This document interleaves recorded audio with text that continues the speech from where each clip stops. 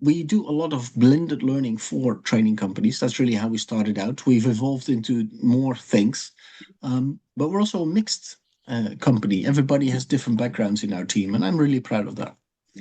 Um, the other part is what do we do as a business? So we are a technology and community company, and we enable training providers, trainers, and training companies to be more impactful, scalable, profitable.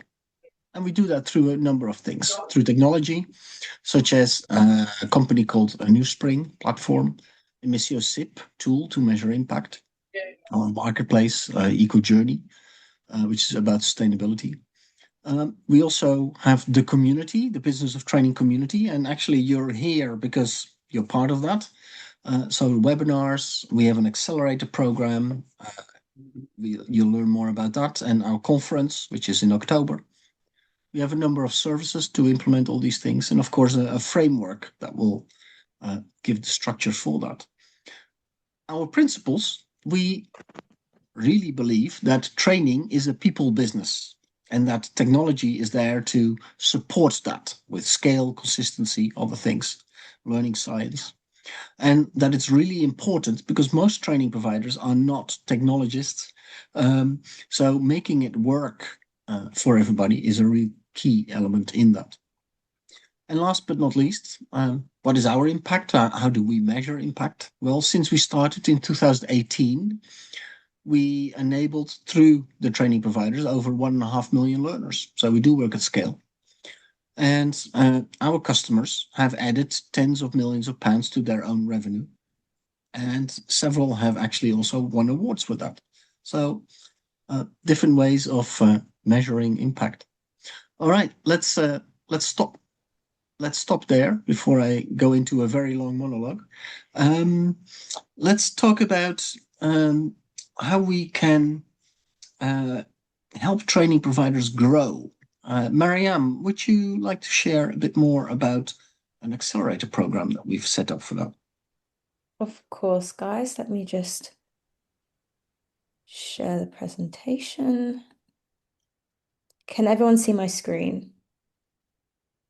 All right, fantastic. So, good afternoon, everyone. My name is Mariam, and I am the program manager for the Accelerator program. And today I'm just going to give you a very brief background of why we decided to start this and what we're aiming to help improve in training businesses through this process.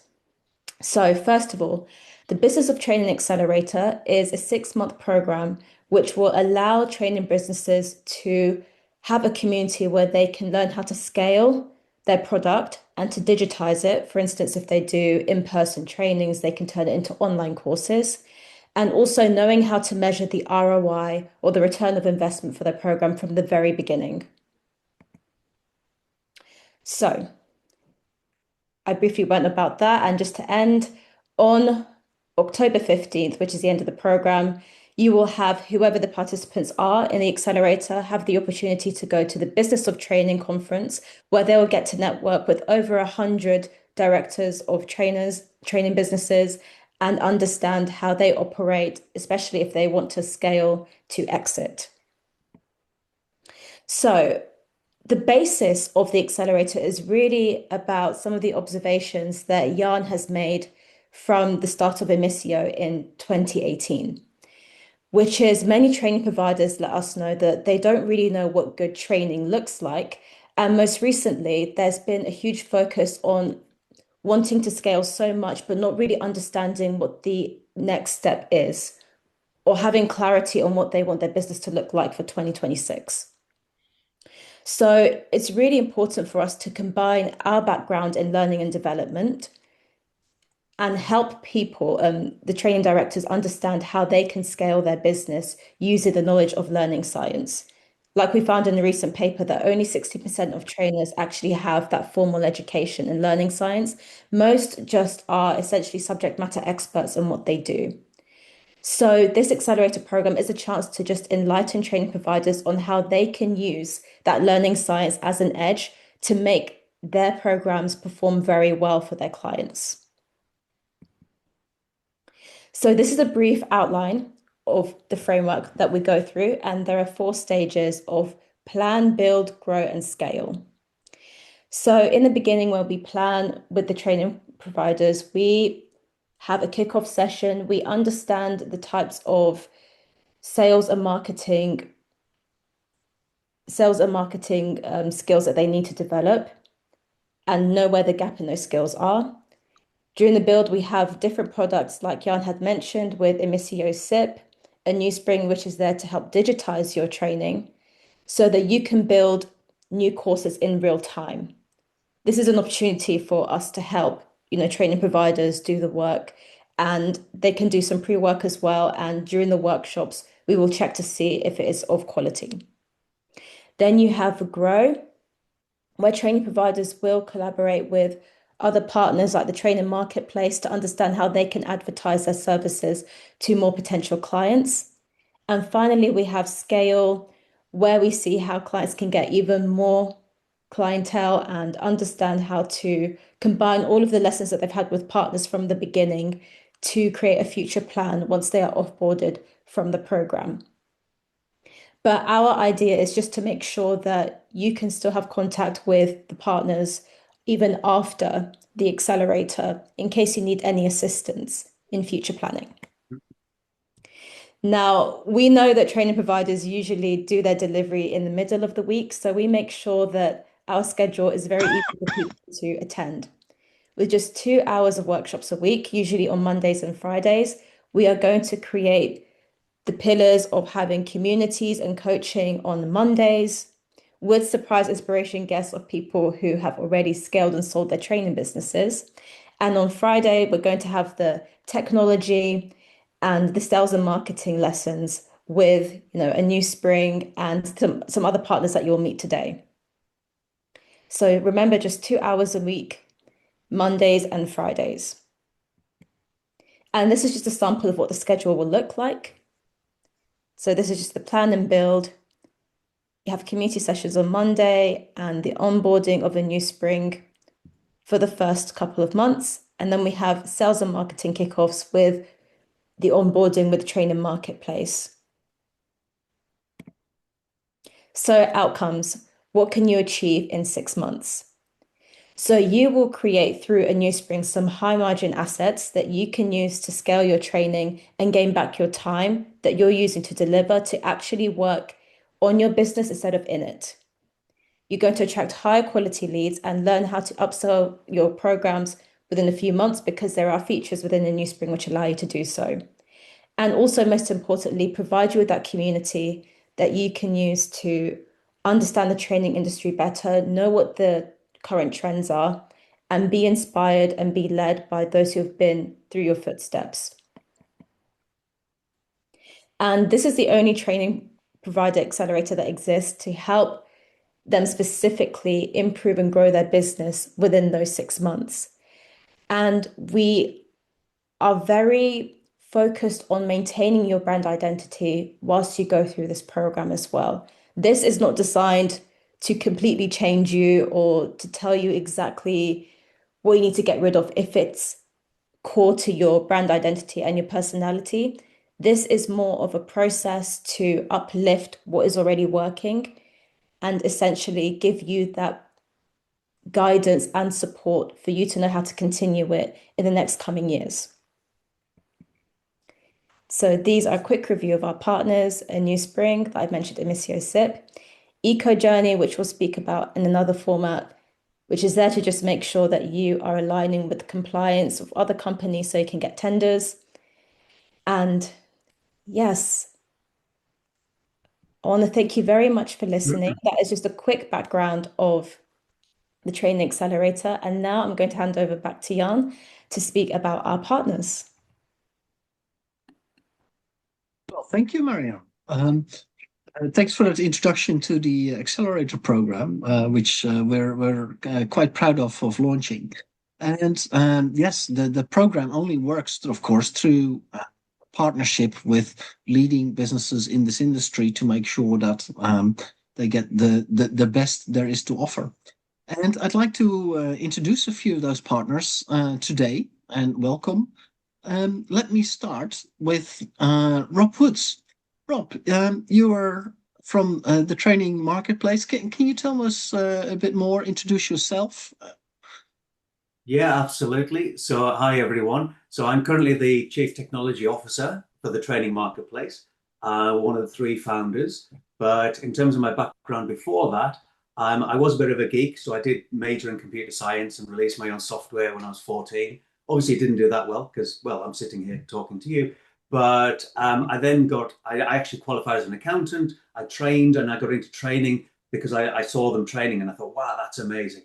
And so, therefore, as a result of that, I got into training accountants, then it moved into training financial institutions. So I've worked in financial services, so many investment banking training ever since then. So that's over 30 years ago, and worked for a lot of large companies. So saw the difficulties in growing our business as a large company. For the last 10 years, I've been, as well as working with the training marketplace for the last three, where I'm still very much a one-man band and on the training space as well.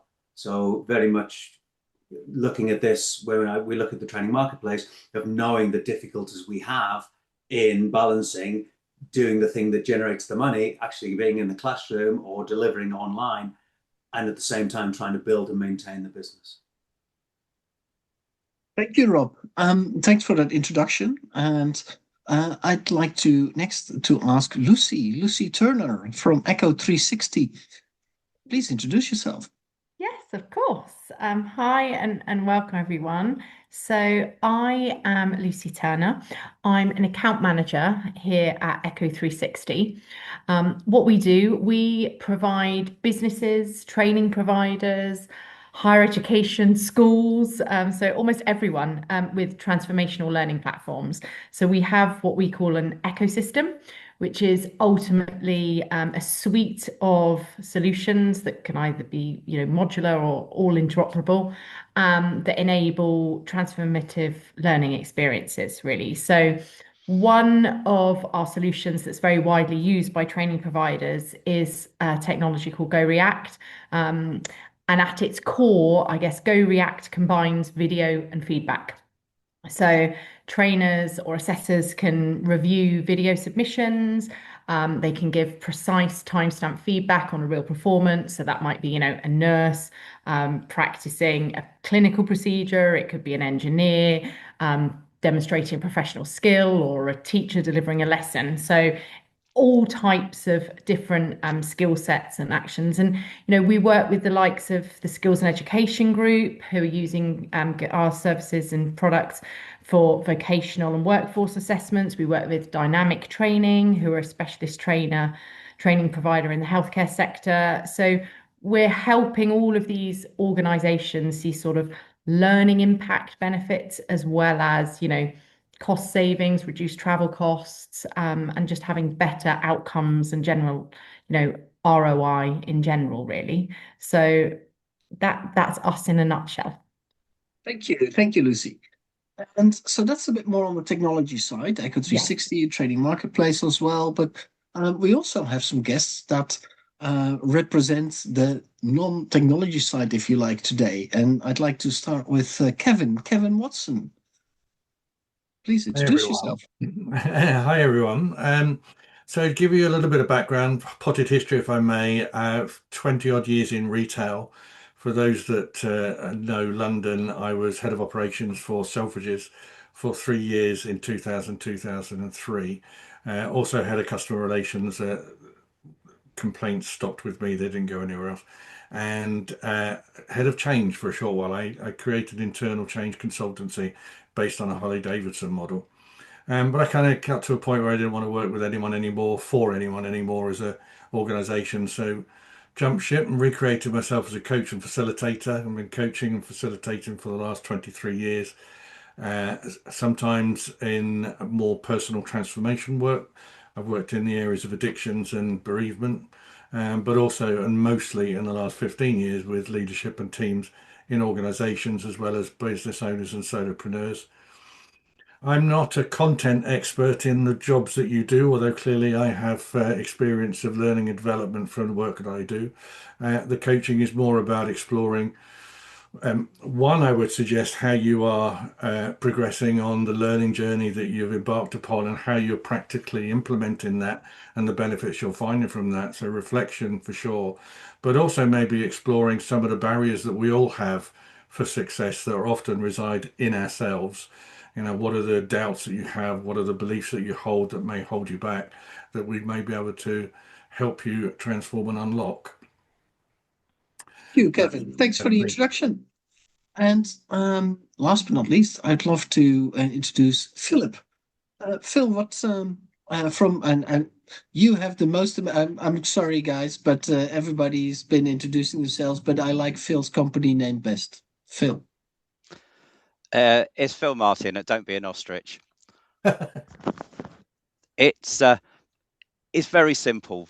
Business owners tend to follow the same path that they've been following, regardless of the success of it. So it came about many years ago that we ought to be called Don't Be an Ostrich.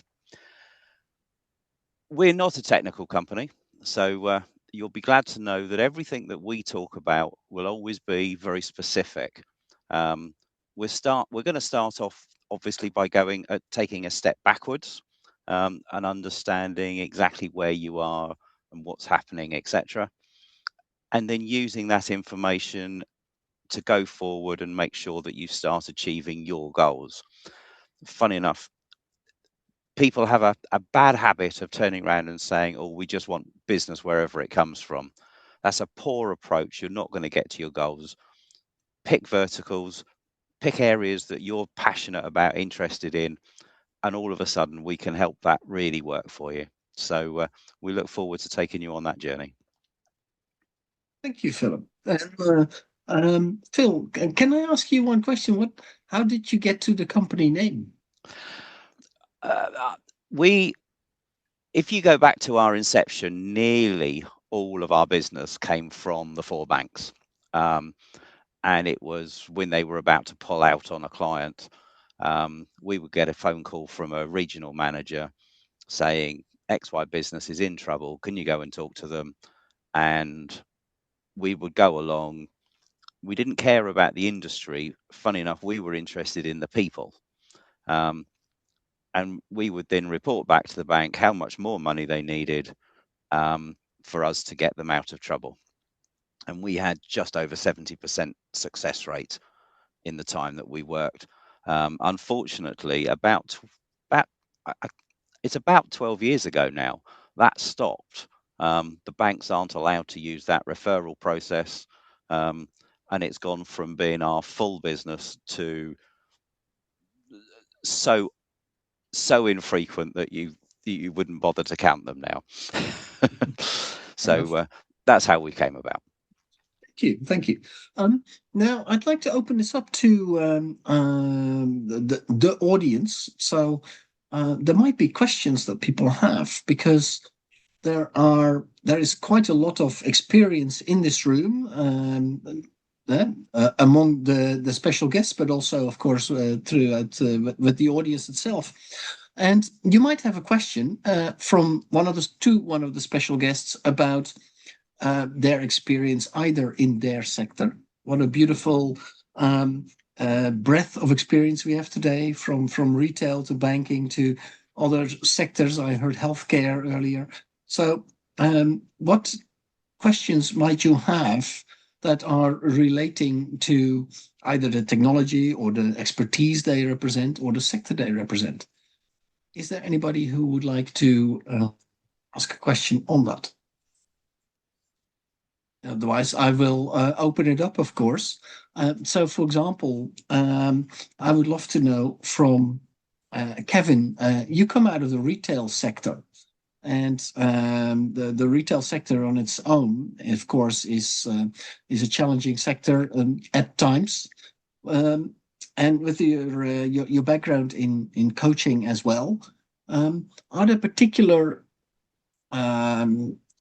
problems that the retail sector currently has that training facilitation is helping specifically? A caveat, I've been away from retail for quite a long time. The last project I had in retail where it demanded me to be more of a content expert was back in 2016 when I helped to design the infrastructure process and competency framework for a store out there called Au Pont Rouge in St. Petersburg. What I gathered at that point, and I think it still would be true, and this is a conundrum, I think, for all businesses. I think we quite often make the mistake of saying our business or our business sector is unusual, but I work across lots of different sectors and lots across industry. And for me, business is business at its core. It's quite a simple process, but it's been made complex, particularly by technology and digital innovations. And what I got when I got back in to retail in 2016 was the struggle that that business had to align itself with the digital technology that was emerging then, let alone now. And I suspect that's still the same, not just in retail, but in learning and development business or any business, is how do we engage with technology to make it part of our way of working that improves our automation and our effectiveness, not our efficiency, but our effectiveness in generating revenue and driving strong margins. So I think that's that would be one thing I would say that retail struggled with, and that all boils down to, I believe, the touch points of the customer, and the customers that at one point were quite loyal across all industries, I would suggest, and now are quite agnostic, not just with the businesses that are on offer and the variety of businesses that are on offer, but the way in which they can and want to channel their business with you and to you. And so understanding the omni-channel type approach that has emerged, but has been misunderstood in my view to be more multi-channel, to understand omni-channel type retailing, I think is still a struggle for them. And again, I would iterate, a struggle for every business. All right. Thank you, Kevin. And Rob, the training marketplace, how does that help training providers themselves? So it comes back. It's interesting hearing about the retail sector, and as I say, I work with mainly the investment banking sector in terms of my training, but I do see a lot of similarities. If you're dealing with larger companies and you're doing the training, whether you're a one-man band or a bigger company, the training people who commission the training often put up with a lot of rubbish. In other words, if they put someone in front of their people and they do an okay job, then they don't get in trouble. So therefore, as a result of that, there's so many poor quality trainers out there. And, you're on the outside going, but I'm really good. And you're like, but they just won't even listen to you because they just want that safe pair of hands. And so the training marketplace does a couple of things. I won't take up too much of all of our time, but yes, we provide a storefront for you. So for free, you can go on there as a training provider and put yourself forward.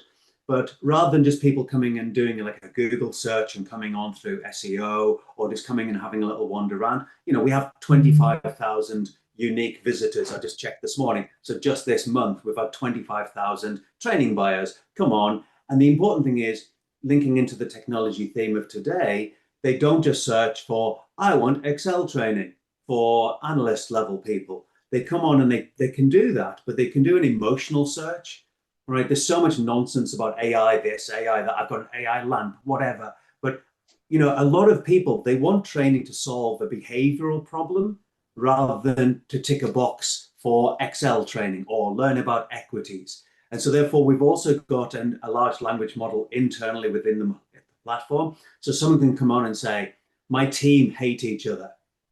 And it'll automatically go through every training provider, yes, on the subject, but also in terms of all the feedback they've got. And it'll then put forward people who actually handle conflict management within the team that's having the training. I got a match because I still have my training company. I got a match because someone searched, we need Excel training, but the training needs to be funny because the last guy was awful. And I'm very proud to say I came up on that match, along with a few other trainers as well. So we've got a platform with an AI engine and a traditional engine. In addition to that, we also give huge amounts of analytics, most of it free. We do have a premium model as well. As part of the Accelerator, you actually get 3 months free on that premium program. So you get access to absolutely everything. And it just tells you things like there are all these training, there are all these trainers out there training buyers out there. What are they searching for? What do they want? What are their problems? What are their issues? So you can go, oh, wow, I haven't positioned myself like that. Maybe that's something else I need to do. And then the third, and then I'll hand back to you, we also do on the premium level active marketing. And what that means is we sit down with you and we say to you, who do you want to train? Like Phil was saying earlier, a lot of trainers, you train whoever says, will you train for us? Rather than the things you like training or the things that you're an expert in training. And so therefore, a recent company, we've got a company on the platform called Jube, Jube. They averaged 16 visitors to their website. I've just looked up the recent report. A day, they would get 16 visitors to their website. We did an email campaign for them to our 2.5 million training buyers. We've got 300,000 subscribers. And then on the day that we did it, they had 5,690 visits to their website. So it's just saying, look, we know it's difficult to go and reach out. We're going to do that. We're going to channel them. We're not going to sell it for you. That's on you.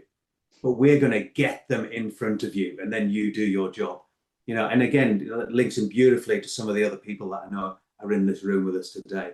And as a result of that, they actually got 900 engagements, right? Which now they're like, can you please stop? That's too much, you know, which is a lovely position to be in. It was like quite emotional for us when they came to us and said, we've got too many people contacting us. But yeah, so kind of multi-channel, I suppose, would be the shorter way that I could have said that in 10 seconds. Thank you. That's a great example of how the trading marketplace creates the marketing and the leads. Now, from leads, of course, then a salesperson will take over, whether it's the business owner or somebody in the trading business. And Philip, we'd like your advice, because what is it where most people then either go wrong, or what is your experience in that people can improve on that sales process after a successful marketing campaign? After doing this for about 40 years, the most amusing one is people are still embarrassed about being a salesperson. Without sales, you don't have a business. It's as simple as that. Kevin was mentioning certain things. Best practice is always going to give you the best results. And it really is understanding what you're doing, who your target audience is, understanding what their fear factors is. Rob just mentioned about what makes people buy. You know, he's jumping up and down and saying, I can do a better job than the bland beige people that have got the contract at the moment. But years ago, there was a standing joke from the procurement side that was, no one ever gets sacked for buying IBM or BMWs. It wasn't that they were good. It was just that you couldn't get sacked for doing it. So a smaller company has got to do something very well and very visual to make it so that a buyer can make that decision without a fear factor. And once you overcome that as a challenge, the rest actually is very easy. So be proud of what you're selling, because if you're not proud of the business that you're in the wrong business. And then make sure that you are thinking about what the buyer is worried about. Just because you're a training company, there's thousands of those. So what makes you stand out? What makes you offer something where their career can't be damaged by that decision? Thank you, Phil. We're getting some great insights here. Now, I'd like to ask Lucy. Lucy from Echo 360 on video, and you explained earlier that people can also give feedback. Is that, you believe, a differentiator for training companies, or is that something that actually it's really common, everybody does it? What's your opinion on that, Lucy? So I think everybody gives feedback, or it's quite common as you go through the training process to provide feedback, or certainly recommended to provide feedback. But I think with our technology, the differentiator is two things. One is that this feedback can be given in real time. It can also be given asynchronously. So after you have watched that particular video submission. It can be given in different formats. So from an accessibility perspective, it can be given in written format, audio format, video format. It could be that you might say, I've got, you were mentioning just then best practice, Phil, here is the best way to do this particular task, and you provide and upload an additional video for that learner to watch. So I think the other thing is as well is touching on AI, that there is AI feedback within our technology too, which can be edited and changed, but it is the time saving aspect, I think, of giving feedback. What we've noticed from training providers, we do a lot of teacher training as well, work with a lot of teacher training providers that use Go React. And I think the thing is they feel they've got to go into the classroom. That is a whole day out to go into the classroom and physically be in the room assessing that particular individual. But with our technology, you can do 4 or 5 assessments in a day because you're doing it remotely. And again, you can be doing it in real time, or that particular teacher could have just had a lesson recorded, or that manufacturer could have recorded, the Jaguar engineer fitting a particular part into the car. So yes, I think the differentiator for us is not necessarily the feedback, it's how it's given, in what format, that enables that, the better engagement from the learners, and better impact long term. Great. Thank you. That's a good overview of how technology again can support the learning process. We've seen that work in many places already, indeed. Daniel, thank you for your comment in the chat. I just noticed that you're really curious about, in this case, the training marketplace. Daniel, what do you think that the training marketplace could solve as a problem for you, and maybe there are other elements that this could help? Sure. So, everyone hear me? Again? Can you hear me? Everyone hear me? Yes. It's Okay, a little great. muffled, so if you can get closer to the mic, that's perfect. It's on my headphones. I'll go for it anyway. So It's fine. I've been with current company. I'm with a company called TMS Insight. We provide health and safety, auditing, training, and generic other training, be it in-house or on the open market. Now, funny enough, what some people have said in regards to taking it digitally online, at the moment we're at a crossroads where, for us, a lot of our courses that we run are accredited by being IRCA or any other accrediting body. A lot of these are stipulated in order to get this accreditation, they have to be delivered in person to a minimum number of X people in a room. We're thinking about going online with some. If we do, then we can't. They can't be accredited with the accreditations that people want. So we're now working out that if it doesn't come with the accreditations, the price we can charge will significantly drop, and we're trying to work out whether, if the price halves because we can't get the accreditations, whether we're going to get double the amount of people online, or we can get in classroom in order to balance out the loss of revenue versus the more people. So that's something that we're kind of doing a bit of an A&D test at the moment with our current data, going out for them saying, last year you trained in-house, would you like to have it online, and see if there's enough people coming back to warrant the drop in revenue, but the higher footfall. So it would be good as well for us to. I'm only 6 weeks into the role, so kind of trying to learn the roles. I've done business development in my life, but it just seems to be within the training industry and health and safety industry. A lot of people think that because a lot of it is mandatory, it's an easy sell. But also, a lot of people have had a bad experience. We've got someone who does that, and we just stay with them. So it'd be good to, better word, jump a few rungs on the ladder and get thrown out there to people, like what Rob was saying, and then have people essentially come to us, and then we work out whether we filter through what's relevant and what's not, rather than us sort of trying to grow upwards and kind of push our brand up. I kind of know what I wanted to say in my head. Maybe it didn't come across quite that way, but this course was recommended, this webinar was recommended to me, and a lot of what people are saying I can resonate with. So happy to see post this if there's anything that anyone could help with. Thank you for that. And yeah, very specific sector compliance. You talked about accreditations. We noticed that in what is, well, let's say a flatlining economy, quite often the must-have training wins from the nice-to-have.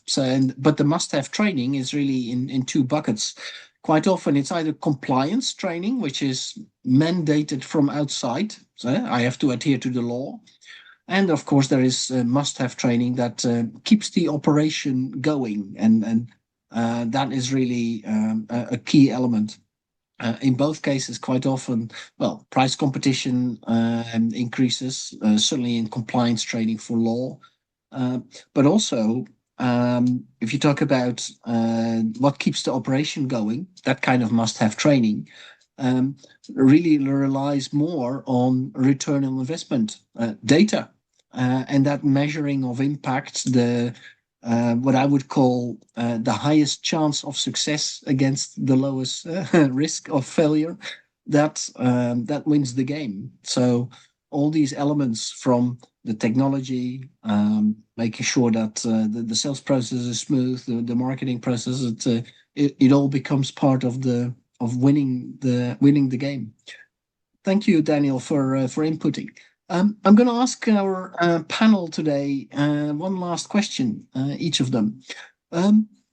What would you advise the owner of a training company or a director in a training company? What would you advise that training company to do to differentiate themselves? Rob, I'm going to start with you, if you don't mind. Thanks. I suppose I would pull away from the training marketplace to answer that question and think about how do I try and differentiate myself. And it comes back to the point that I thought you made really well earlier, that most of the people who do this training job aren't actually educated whatsoever in training. They are knowledge experts, which is why you put a large number of knowledge and experts in front of a client and you bore them after half an hour. And so therefore, I think it's thinking about the way you position yourself. Personally, I think the way you position yourself to be different emotionally. So therefore, I've done a lot of studying in this behavioral behavioral strategies behind training, linked into behavioral finance. And so therefore, also I can say that, you're not going to get a standard trainer with me. It's like looking for your USP. So for example, I do stand-up comedy as well. And I've found that is enough angle for people to go, really? And you go, well, what's that going to do with training? And I go, well, and the answer might actually be nothing, but it's just a thing that makes you go, wow, really? Oh, okay. So just having that little, whether it's, I understand teaching more, or I've done my PGCE, or I studied behavioral economics, so I know how people think, or something weird like stand-up comedy. I think that, yeah. And the comedy works well. The same question, but I'd like to ask Lucy. Lucy, how would you advise training companies to differentiate themselves? It's tricky because we're not a training provider, but I think what I would say is it's about being open-minded. I think when I look at my job and that I have a very broad base of clients that I look after. As I said, I work in the corporate sector, the higher education sector. We work in apprenticeship providers, further educate, FE colleges, schools, and it's just being open, being a bit more open-minded, and understanding that people approach training very differently, and being open to different ways to achieve what you want to achieve, I think, because I think there's a lot here of that this is how you should do it. And I think it's, yeah, being open-minded. All right, I like open-minded. It's the requirement for being for starting innovation. Yes, yeah. And then Philip, can I ask you the same question? How do training companies, should they differentiate? If you're in a marketplace where there's lots of competitors, it's almost foolish to try and beat them at their own game. There's always a business out there that's got more money than you and prepared to throw more money at the wall. So how do you stand out? The Rob's one was the wow factor. Not everyone's going to have the delivery of a stand-up comedian, but maybe you've just got to teach these people and your target audience how to receive training. What happens if you have a single trainer to do certain aspects of it? How do you create longevity? And I think by asking your clients, you could find that information out quite quickly. So I think it's all about finding that wow and training your clients how to best receive and best use training. Because still there's a lot of people that walk away from a training session and are very proud to tell the other people, that was a load of rubbish. I didn't learn anything. It was almost it used to be a badge of honor. We've got to change it so that it's a badge of honor to say, wow, I came away with some great information there. I can use 1 or 2 or 3 of those bits of information and do my job better. Thank you. Thanks, Phil. Yeah, definitely agree. And Kevin, last but not least, how can training companies differentiate themselves? I'm probably going to say a little that's said before, to be honest, but in a different way. I think that many people that I work with, in fact, the vast majority of people I work with their leaders in organizations or running their own business, are not super clear on their value proposition, their purpose, and what they're actually there for. And therefore, they're not very good at marrying that up to the customer audience that's going to benefit from that value proposition or the purpose that they're yielding. So I think being really clear on what you're here for, what do you bring to the audience that you want to bring it to, is a real clear thing to be had, but not often had. Okay. Thank you. Strategy is part of that, absolutely. Thank you very much. I would like to thank all the participants today. Bye for now.